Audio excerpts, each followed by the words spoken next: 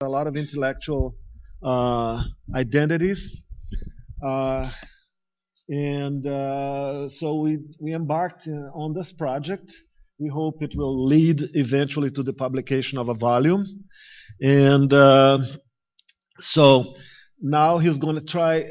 Well, I don't. I shouldn't put it that way because actually he's already done the job of putting things together.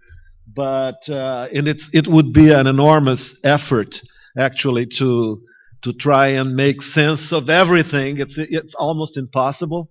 But we'll also take this opportunity as the last session of the seminar, maybe to have comments from everyone regarding, where do we go from here, perhaps. His talk will already be an indication of that, but at any rate, uh, comments and suggestions besides the ones we've already heard are very welcome. So I pass the word without much further ado to Professor Uwe Becker to give his concluding uh, talk of the seminar. Uwe, Yeah, all yours. And take your time, since, I mean, we, we're not constrained for by any time. You have limits. the right to do Okay. it. So, thank you for giving me the privilege to have the final talk and to have a lot of time. And until now, the meeting was a success. So let's see what's happening now. I want to start with with saying really was a success, and most of you, I hope, have learned as I have done a lot, and that much has been said that is good for thinking about and writing about and so on. And even if it is said sometimes before, the organization by Renato and by Arnald, here he is, has been great. So, Thank you.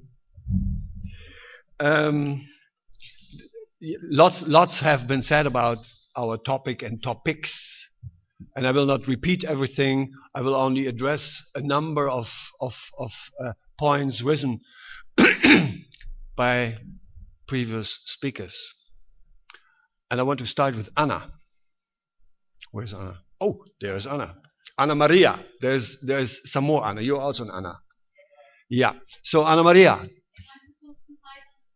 No.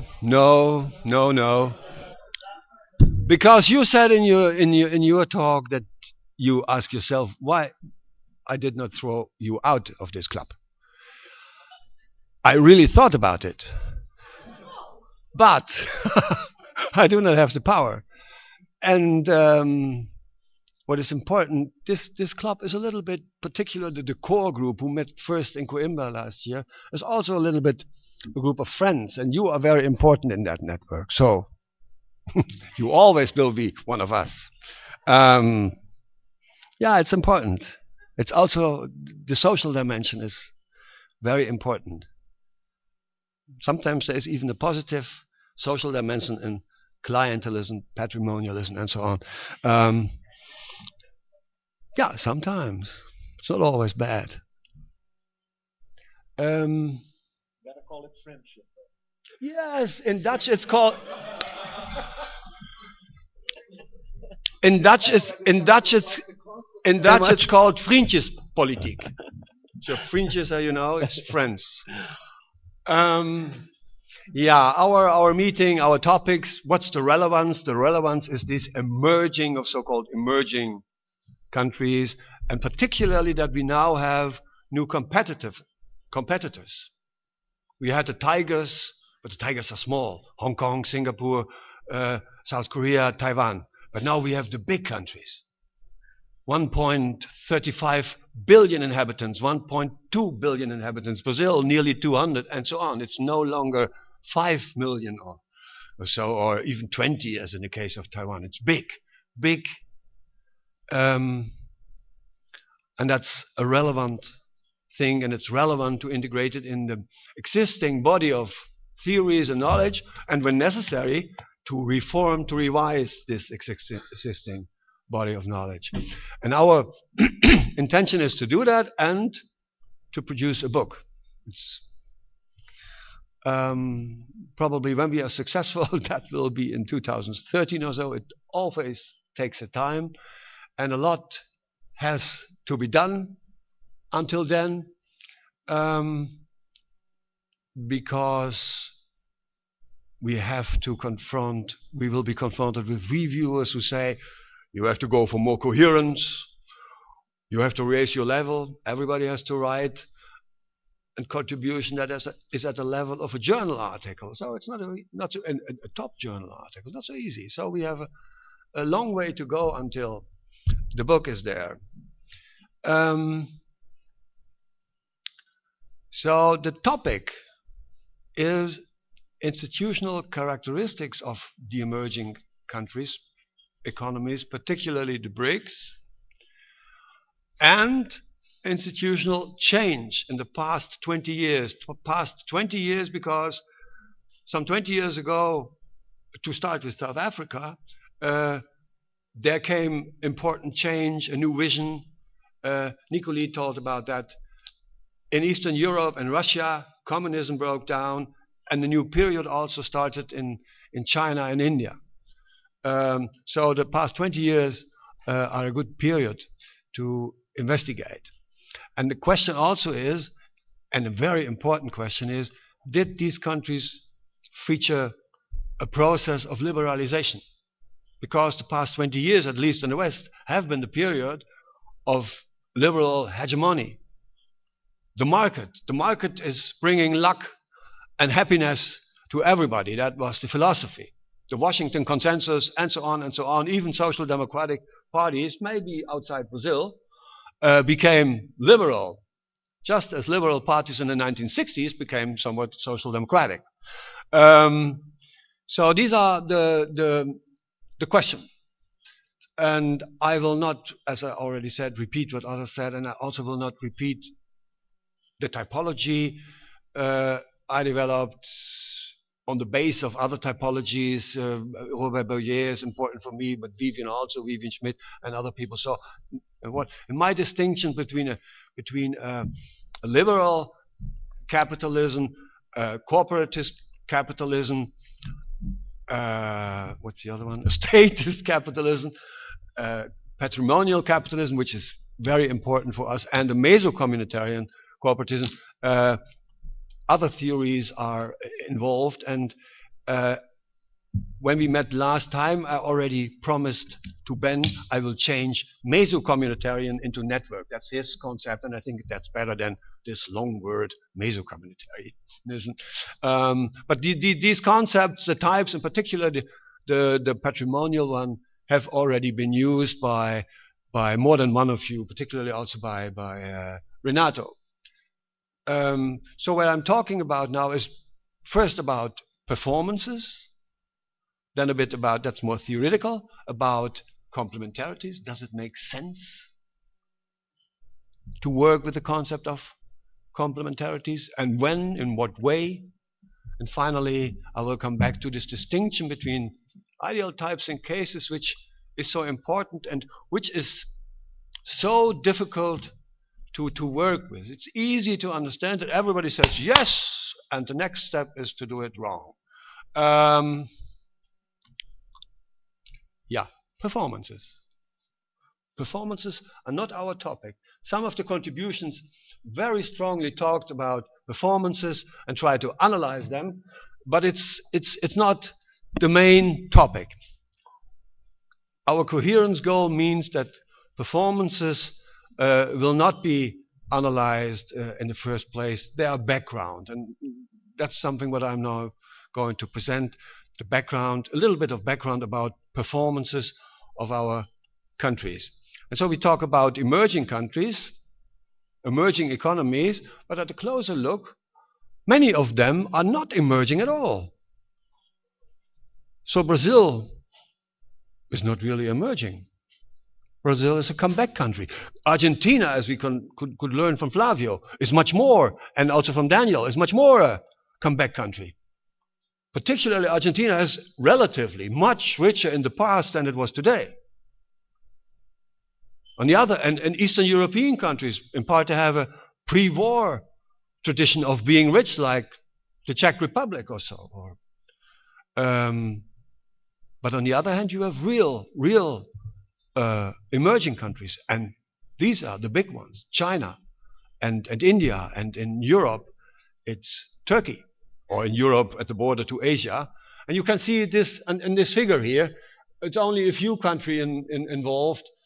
And sometimes I do not understand the OECD, why they make such a choice, including Indonesia and not Russia. Or in another book, they include South Africa, but not Russia.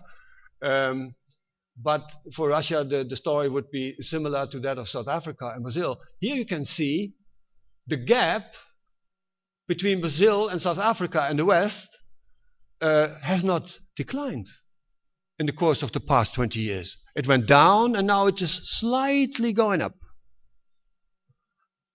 By contrast, in China and in India, the gap is closing. Not in one day. Nothing is happening in one day, and so-called advanced countries are still growing, but the gap is closing.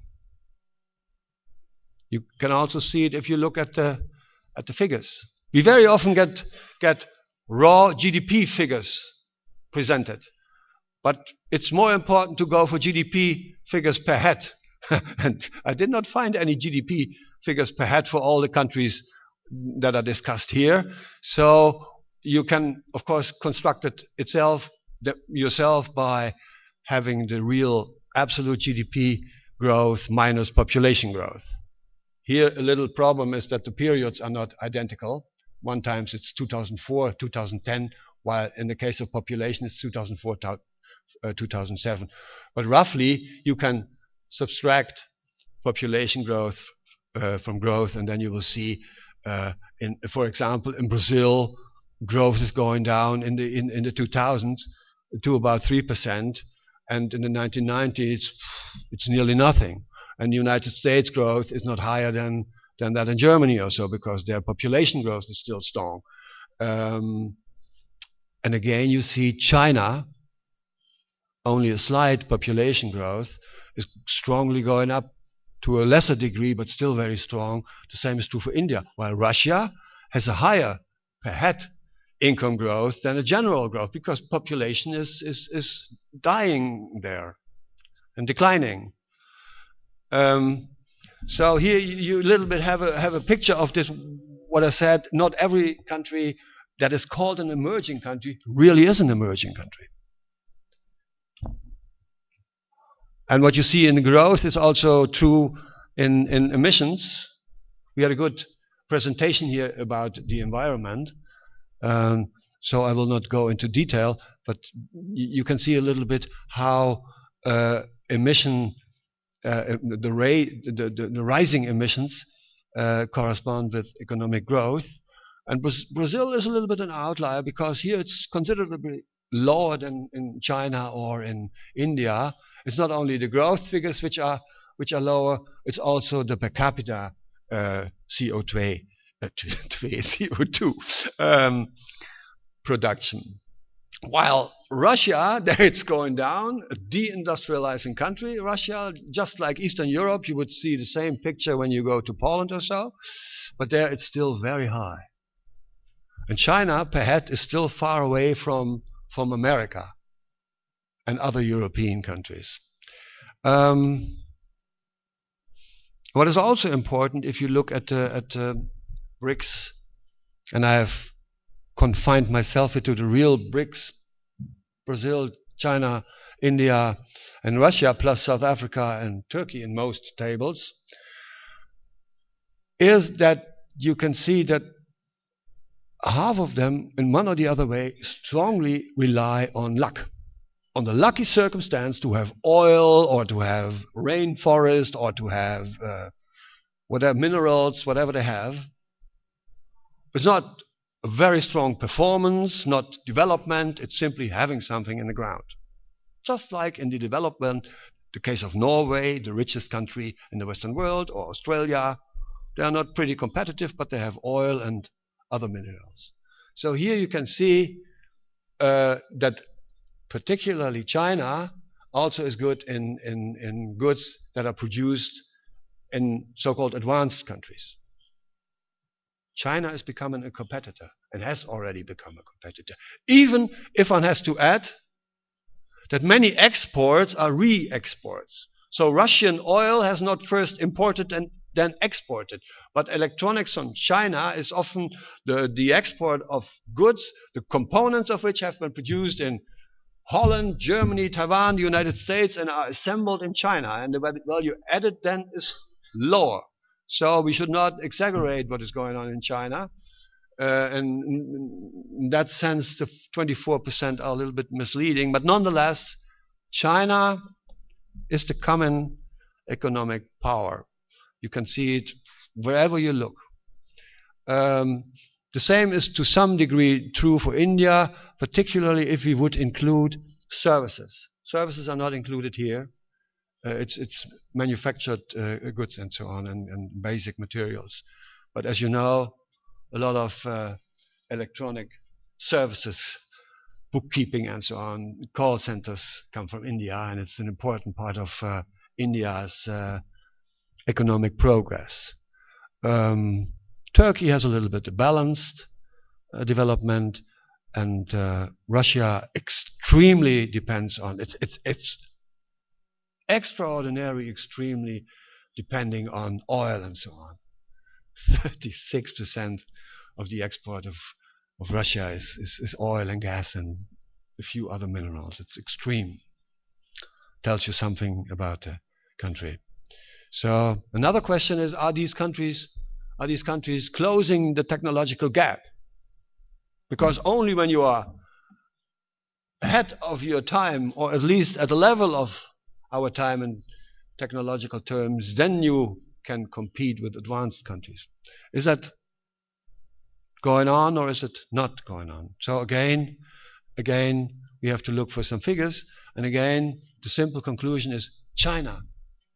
It's all about China. There was somebody here who told a lot of wrong stuff about China. You corrected this in part. It's all about China, this big country where it is so easy to put together a number of provinces with together 300 million inhabitants, twice as rich as Brazil is per head. On the other hand, you still indeed have the countryside where the higher level of poverty exists and so. But it's quickly developing. It's amazing, and they are going on and on. But Brazil also is closing the gap. India does not. Turkey has a very low level, is a low wage country, and Russia declines from a higher level than all the others. Russia still has a higher level in whatever conditions for economic growth, but it does not use it. Look here, this is all European countries, innovation performance made up out of a number of components. You will see those components a bit later. What you can see here is the average, and then you have some leaders: Switzerland, Scandinavia, Germany, and they are not so important for us. The Eastern European countries would be important for us, but we do not do them and would be too detailed. But Turkey is also included. It's the second one from the left side. So you see it's still extremely low, but Latvia is a little bit lower, and some other countries are not particularly high. So if you can compare Turkey with Poland, then the difference is not so big. If you compare it with Switzerland, it's huge. And Switzerland and the other green countries roughly have the level of the United States and Japan, roughly. But the average of the European Union, that's this one here, the black one in the middle, white and black, that's lower than, and you can see it here. The United States, on average, the innovation performance is between 40 and 50% higher than the average of the European Union. The Japanese performance is 30 to 40% higher. Brazil is closing the gap a little bit, between 60 to 58% lower than the average of the European Union. You look China here. Here the close is a bit stronger, but still the difference is big. It's not the difference to the United States or to Switzerland, but to the European average. And India There is stagnation, not much happening, at least in the past 5 years. And Russia is declining, but the difference still, as you see, is smaller than it is in the other countries. So here you can see the components. It's important to see that this competition, how do they call it? Innovation performance is constructed out of many components. Very often we only get told something about innovation on the basis of R&D expenditures. It would be the same when we talk about the quality of the healthcare system by healthcare expenditures. So America has the highest level of healthcare expenditures and therefore the best healthcare system. Everybody knows that's nonsense. And the same is true for R&D. There is no direct link between R&D and real innovation. There's much more at stake here. But here you can see a little bit, and you can also see where Brazil is good. Brazil is a little bit closing the gap. Brazil is good in patent revenues and licensing something, particularly in the agricultural field and sugar and so on. Brazil is the world top there. And in publications, Brazil is good. The proliferation of knowledge, very important. But take as a contrast, I will not do all the countries. China, you see China is closing the gap in nearly all fields. Hey, putting together, if you look at the countries as a whole, and ask, are they closing the gap? Then you can see China is closing it, Brazil also, India a little bit, but Japan is also still developing. So India, in relation to Japan, has not improved its position. And Russia again, Russia is declining. Performances are not only growth performances, technology performances. We have to include social performances, the reduction of poverty, what is going on with inequality. Is the welfare system developing? Yes or not? Are the minimum wages? And so on and so on. Equal pay. It would take hours only to discuss this in detail, but some of previous speakers have pointed to inequality, and here you can see that inequality in this are the BRICS. Russia is not in the BRICS. Russia is not included. Inequality is all over the so-called emerging countries, rising with the exception of Brazil. Renato already and other speakers pointed to it. All the Lula addicts. Where did you take that from? But the hope is so important. Obama must be in Brazilian, or have been in the past. So, and what it's also rising in Russia. I do not know about Turkey, but I know that it's declining. Okay, it's also slightly. It's also slightly declining in Eastern European countries. So I do not remember, Jan, did you have such figures? But they are in your book.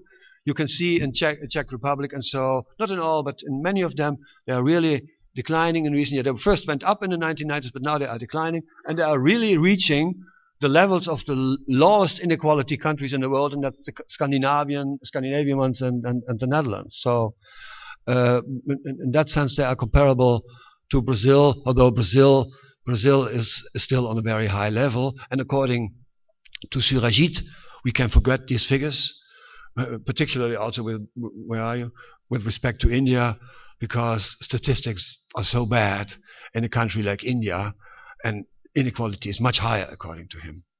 So, but we only have these statistics, and even if reality is more complex, and so we would need very detailed descriptions of it. So then the more theoretical thing, many of us have pointed to this question of complementarities, and the question is, how important are complementarities for performance, for economic performance, particularly for economic growth, for rising competitiveness.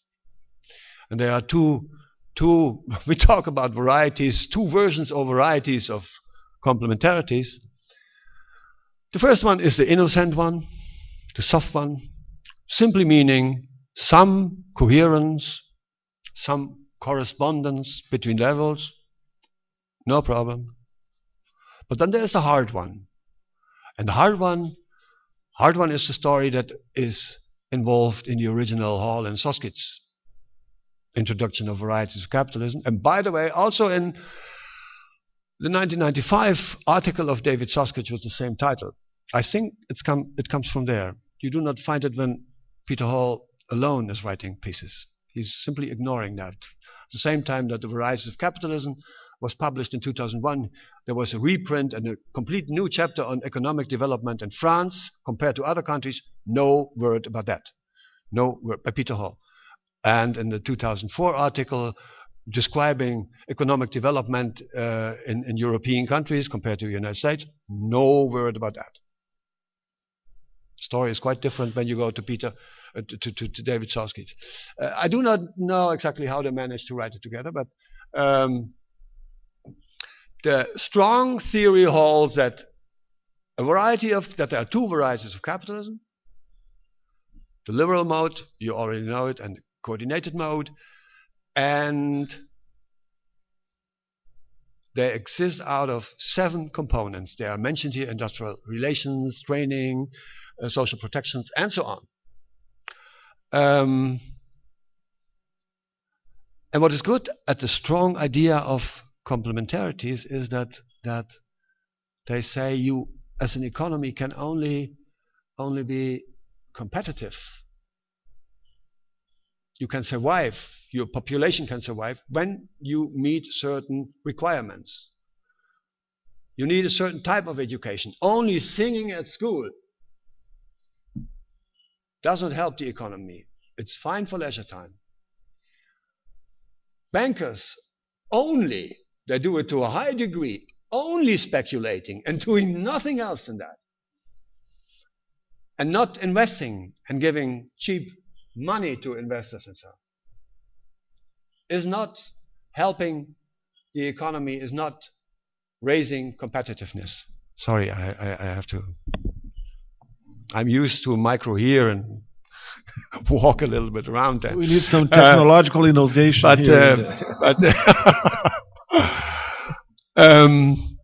so that's a good thing. There is a systemic dimension in this theory of Hall and Soskitz, and very basically I like that dimension. But what is less good in this theory is its rigid construction. National economies are, I call them cases. They, in their conception, belong to one of the two types, with the result that we have LMEs and CMEs. So America is an LME, and Germany is an CME, and Sweden is an CME, and Britain is an LME, and so on.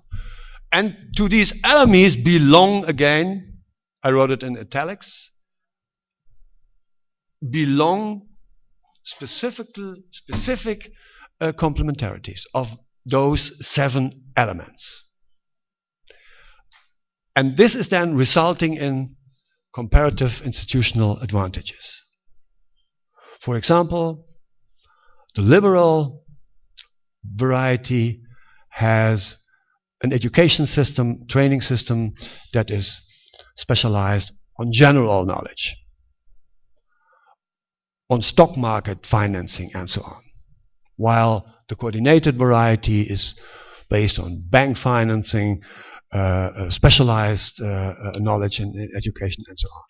And the result then is that the liberal variety is good in radical innovation, and the coordinated variety is good in incremental development. Empirically, it's largely wrong, and it's surprising why it is so often repeated. Such a nonsense.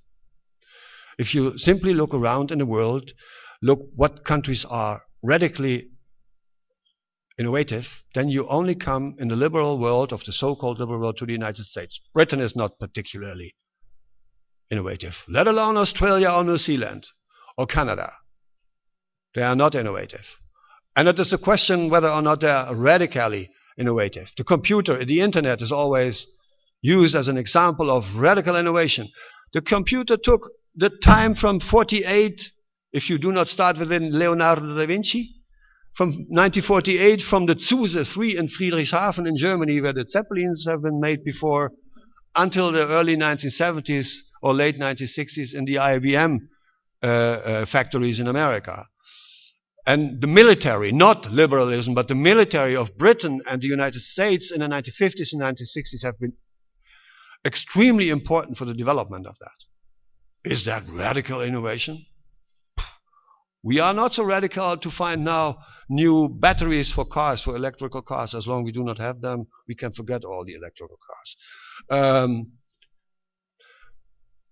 So, and on the other hand, the other countries, are they only incremental? Are countries who are good in innovation like Switzerland, Scandinavian countries, Germany? It depends on the time. At a certain time, Germany was very, very radically inventive, so very important in electricity and chemical things and so on and so on. So it's very superficially, largely wrong, and repeated all the time by many people. And the last thing is the thing I'm angry about. Not that Hall and Soskic have written down it, but that so many of us simply repeat what is written there without controlling it. Yeah, so I have to look friendly. Yeah. But more theoretically, in this rigid construction, there is no space for more or less. We are living in a world existing of countries, cases, regions which are more or less liberal, more or less. I stay for a while in this dichotomy between liberal and coordinated, more or less coordinated, never completely. The United States is not only liberal. There is more there, and there's no country which is completely coordinated. By the way, it no longer would be a capitalism. Complete coordination means a planning economy. It's over with capitalism then. So, no space for more or less, and also no space for complementarity, or if you want, functionality. There is more than one way to Rome. It's an old saying, and this is also true for the economy. So you can, the story there in many of the contributions to the discussion is they go to the car industry. Look here, we have German quality cars. They are built in an environment of the famous German apprenticeship system, in this system where qualification is specific as compared to mass production in the United States. Again, what a nonsense. Because these Mercedeses are also produced in North Carolina or in South Africa in the context of mass production. There is equifunctionality. You can do it this way, you can also do it the other way.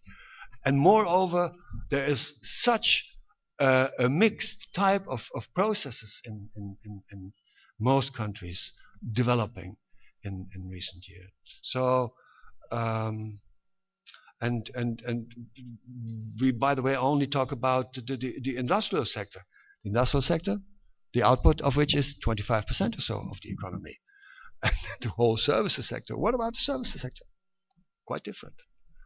What about functional, complementary education, training there? No word about the bigger part of the economy. So, when we conceive it a little bit looser than Hall and Soskic and all the addicts do, then there is space to integrate the services and equifunctionality.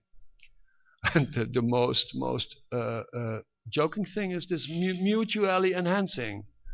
In the strong version, complementarity means one component is enhancing the other one, and the other one is enhancing the first one, and the first one is also enhancing the third one, and the third one is enhancing the fourth one, and so on.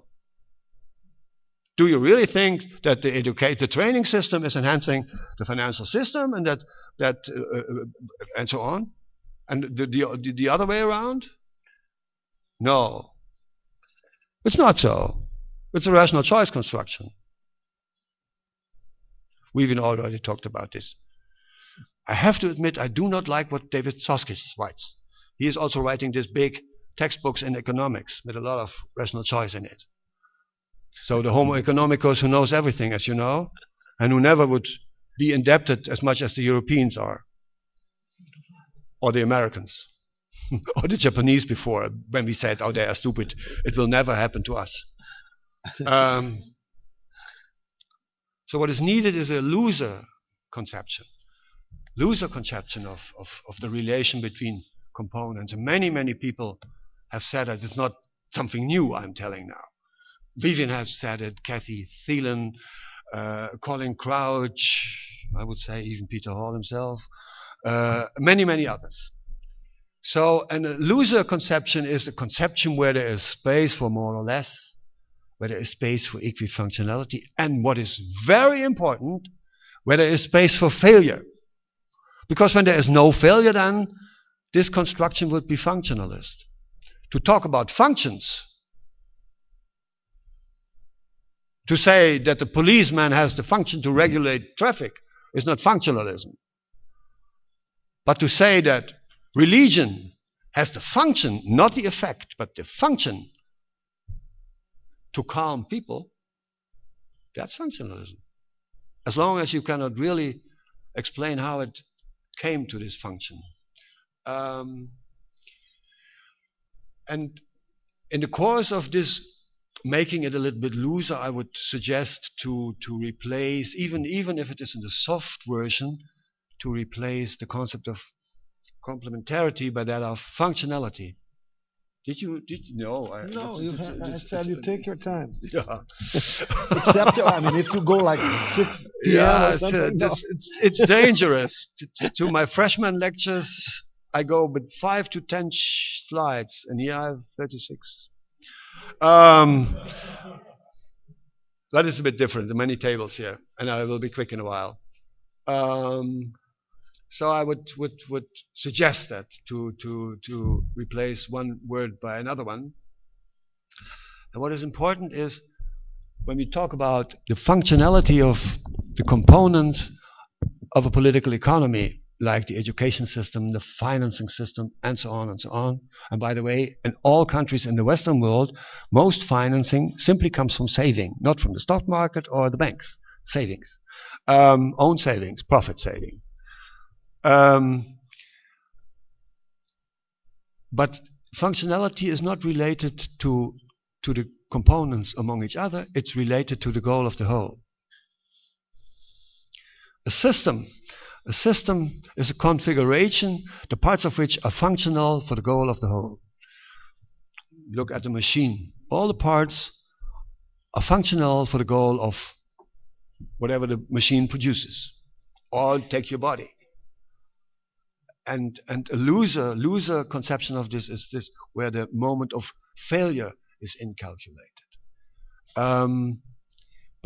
But this overarching goal of a capitalism, a political economy as a whole, could be competitiveness. And it has been competitiveness in Hall and Soskice too. That's okay. So we have to go today in our globalized world for more than ever for competitiveness. And this looser conception will also be able, better be able to grasp reality. And reality is sometimes very different from what we think about it. So if we look at reality, then we, for example, the reality of the BRICS and some other countries, then we see that education and infrastructure are still relatively underdeveloped in most countries who are called emerging, with the exception of Eastern Europe, perhaps. And the rule of law and state capacity is said to be law. Although during this conference I thought we have to rethink this. You will see figures that state capacity is law in Brazil, is law in China, is law, nearly all the countries we're talking about. But how is it possible then that I do what I do? There have been many, it was you, but there have been more of those contributions here. So they are able to do something. They are able to build up a new infrastructure. And Brazil is doing that since they started to replace Rio de Janeiro, Brasilia as capital by Rio de Janeiro by Brasilia, not the other way around. And if you look at China, it's not only building an etalage like Shanghai, it's also the development of Chongqing. I think it's the way you pronounce it.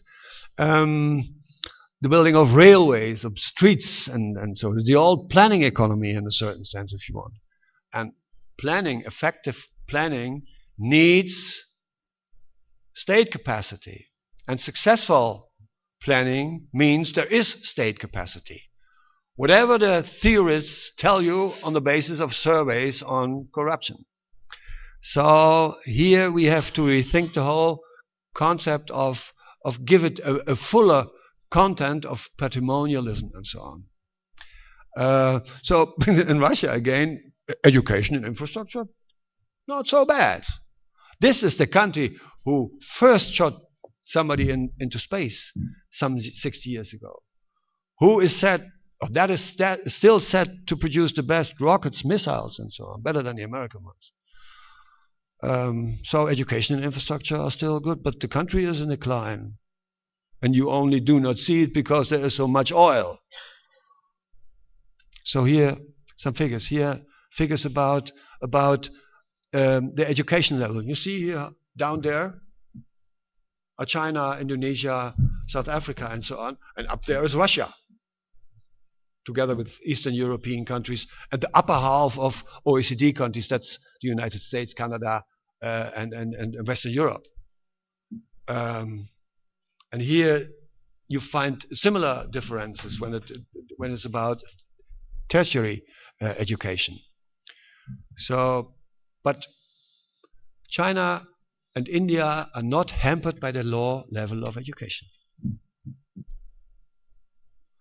And if you look at the rule of law, then you again see these countries are doing bad. And Russia is a champion there in doing bad, while Eastern European countries like Estonia and Chile in Latin America are not doing so bad. But here already the question starts, how exact is this? Where is it based on? Probably it is based on surveys again. And surveys, as you know, have always to be taken with a grain of salt. That's true in the highly developed West, where everybody can read and write, and it's even more true when you go to the Indian countryside asking people there something about the rule of law. What law? And here's a table produced by the OECD where they correlate the level of corruption, the rule of law, and regulatory quality that I translate into state capacity. And state capacity, according to this figure, is law in China, it's law in Brazil. And what I just said and what Renato suggested, we have to revise it. It's a long way to go. It requires specialists to do that, but it seems to be wrong. It's not that there is no corruption. And by the way, a flourishing corrupt country in the 19th century was Britain, the leading industrial nation.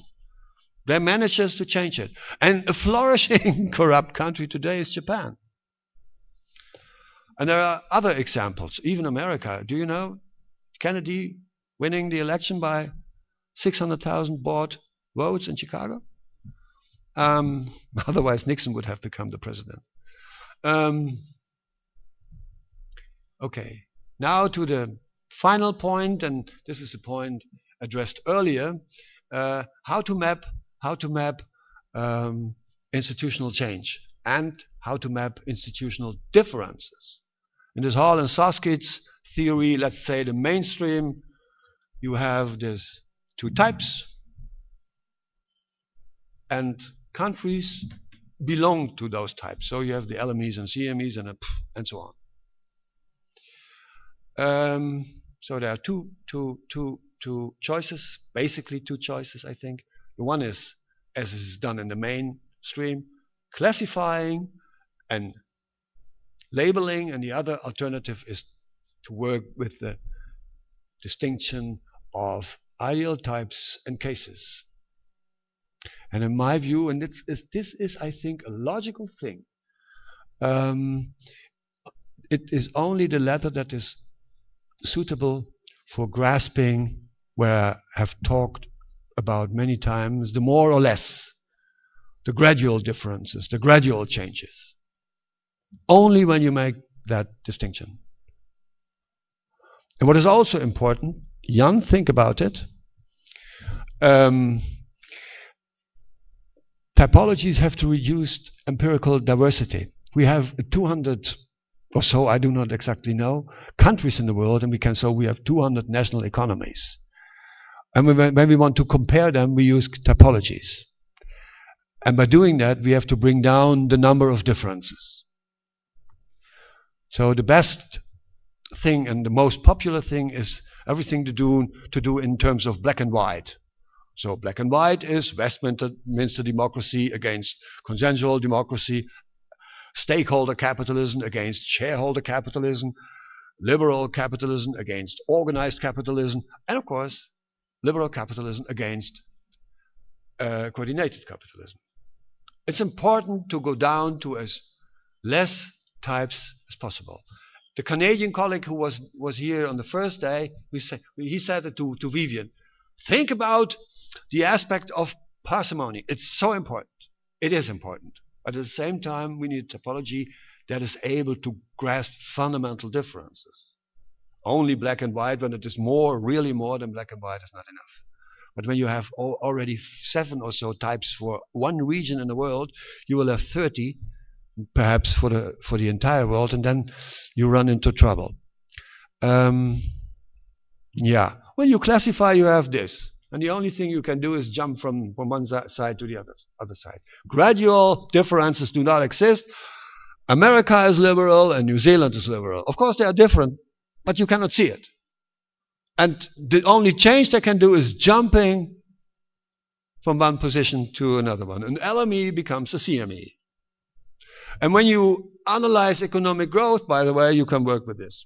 You do not want to analyze institutional change. You simply can say, okay, the LMEs are performing fine and CMEs are performing less fine, or do it fine in another way. But if you want to analyze change, if you want to map it, this does not work, because the more or less is not included here. For that we need this. And we are still in the simple dichotomous world. You have 2 types and the cases in between. And you see this axis, you can let them move, the types. It's very easy. This theory is going back to Max Weber, and I became aware of it somewhere in the early 1990s when I read Cultural Theory of Aaron Wildavsky and his colleagues, Thompson, Ellis, and Wildavsky, Cultural Theory. And I said, yes, what I'm stupid of classifying all the time. When you want to analyze change, and at that time I was engaged in thinking about change in welfare states, and so you need this distinction. And later on I discovered it in Vivian's book on, what is the title, Vivian? Yes! From page 105 to page 112. And in some writings of Colin Crouch, and some others also have pointed to that. Even there's one sentence in the introduction of Varieties of Capitalism pointing into that direction, but it's only one isolated sentence.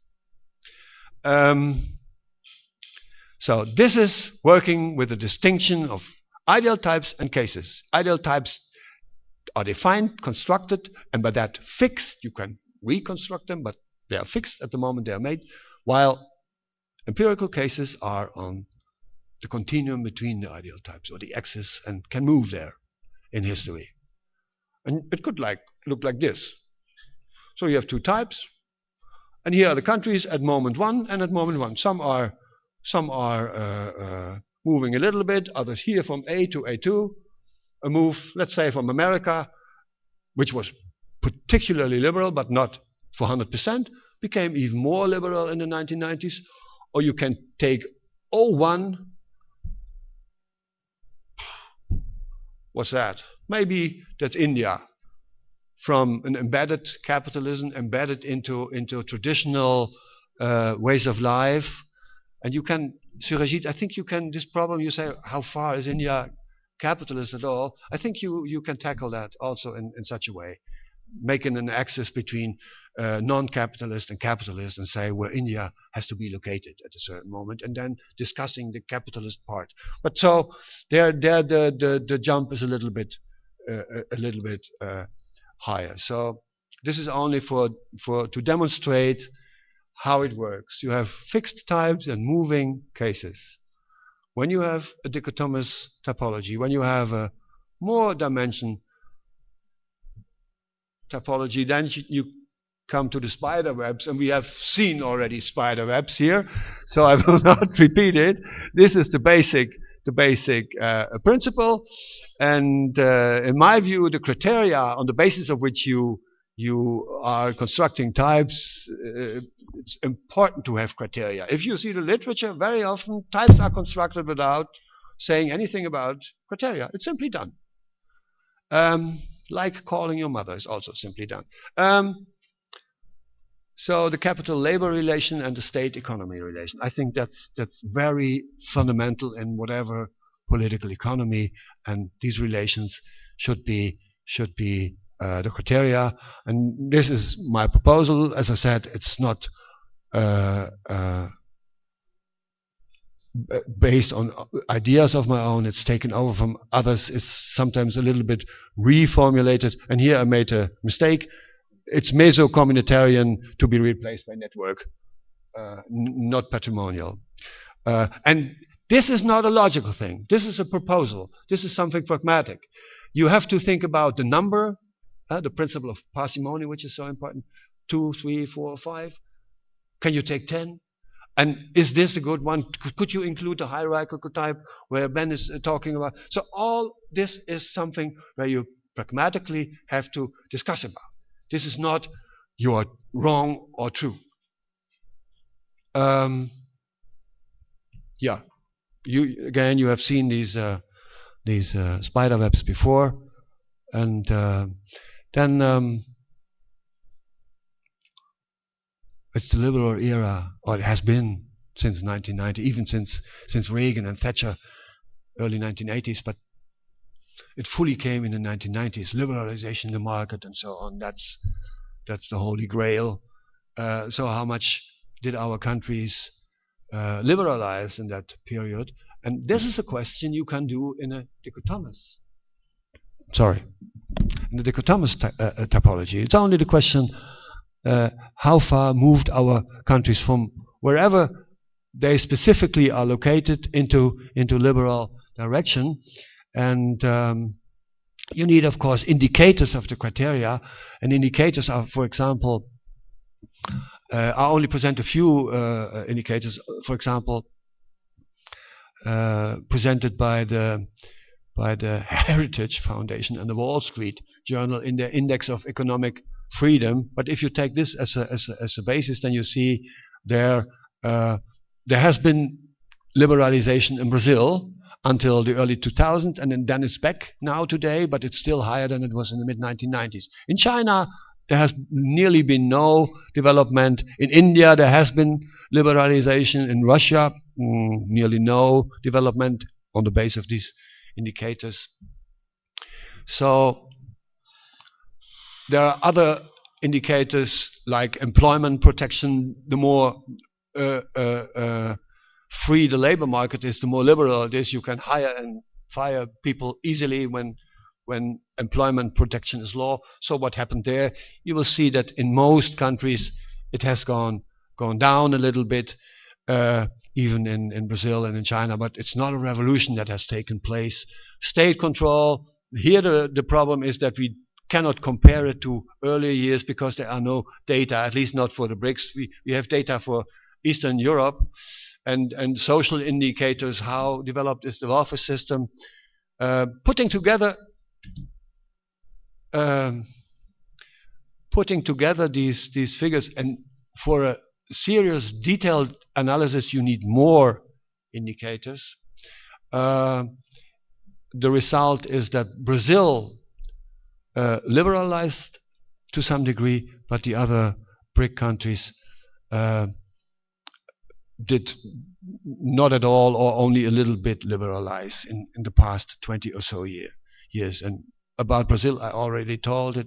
It's the 1990s, and now it's deliberalizing, and that was also, maybe it was very strong in your picture there, but the direction is the same so as in these figures here. Eastern Europe, for example, strongly liberalized, and now the advanced countries are only a case for comparison.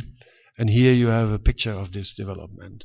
So at the law level of liberalism, there was a law on average, a law development of into liberal direction of Russia, India, and China. Of Brazil, it's a bit bigger, and here Eastern Europe is very strong, and there are the countries, Western Europe and the United States, which are already highly liberal. And I prefer to use the concept of embedded above coordinated.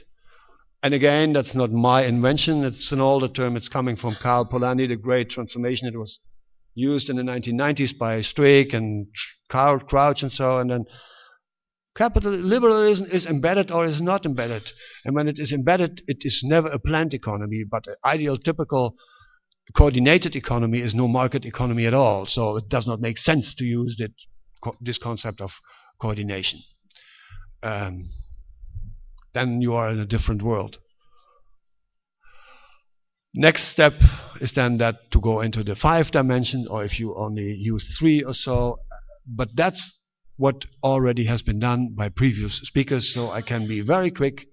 And qualitative indicator is corruption, but what's the value of these figures is a point. We discussed this before, and you have such developments here in Eastern Europe.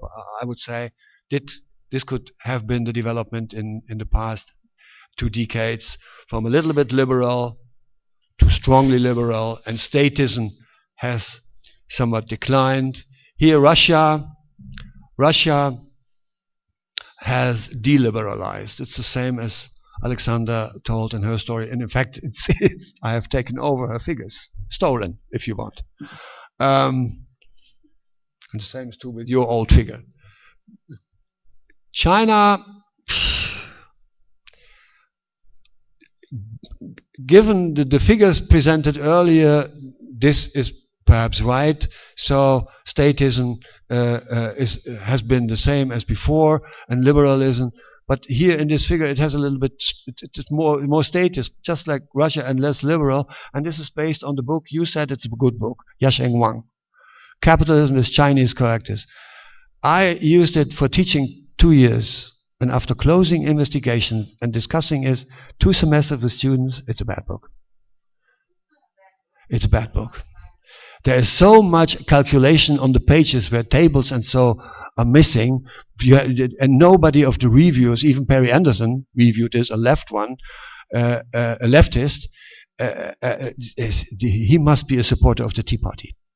So taxes in Shanghai are waste, and it's stolen money from the people, even if it is used for green and so for where the air is a little bit cleaner than it is in surrounding neighborhoods or so, and compared to Zhejiang. If you really look at the figures, it does not make any sense what he is telling. But most reviewers do not control it. But when you are in class and students are writing papers about it, and it's 2 semesters, then you see more and more of things where you think, what is this?